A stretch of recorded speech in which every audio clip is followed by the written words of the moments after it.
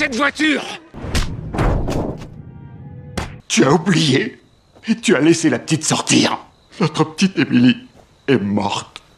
Ça fait des années que Rob vous trompe. La dernière fois que j'ai couché avec lui, c'est le jour où votre fille est morte. Que j'ai laissée ouverte.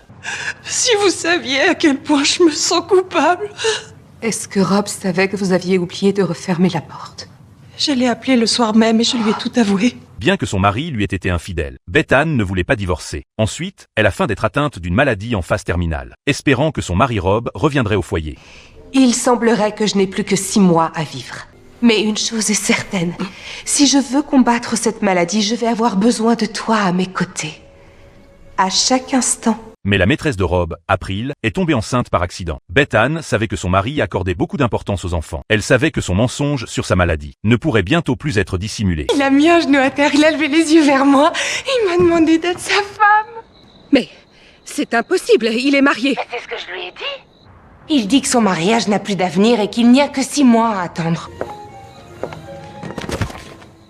Paniquée, elle s'est rendue chez sa voisine Marie. Là, elle a découvert un secret inavoué. Marie était maltraitée par son mari. Beth-Anne voulait que Marie quitte celui qui la battait. Mais Marie l'a regardée et lui a posé une question à laquelle elle ne pouvait pas répondre. Tu sais que Rob te trompe. Alors pourquoi tu ne le quittes pas? Vous ne l'avez pas quitté. Je ne suis pas du tout dans la même situation. C'est une humiliation. Au fond de moi, j'espère un miracle.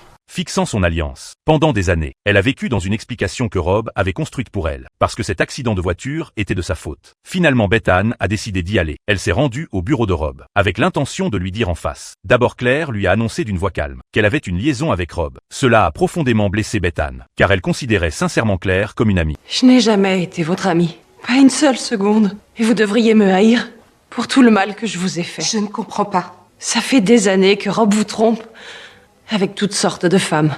J'étais l'une d'elles.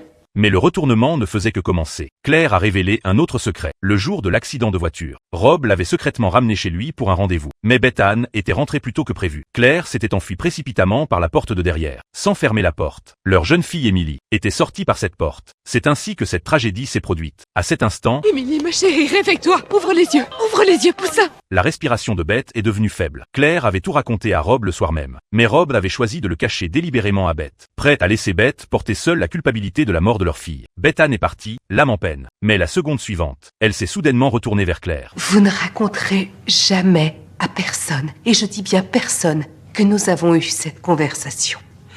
Quoi ?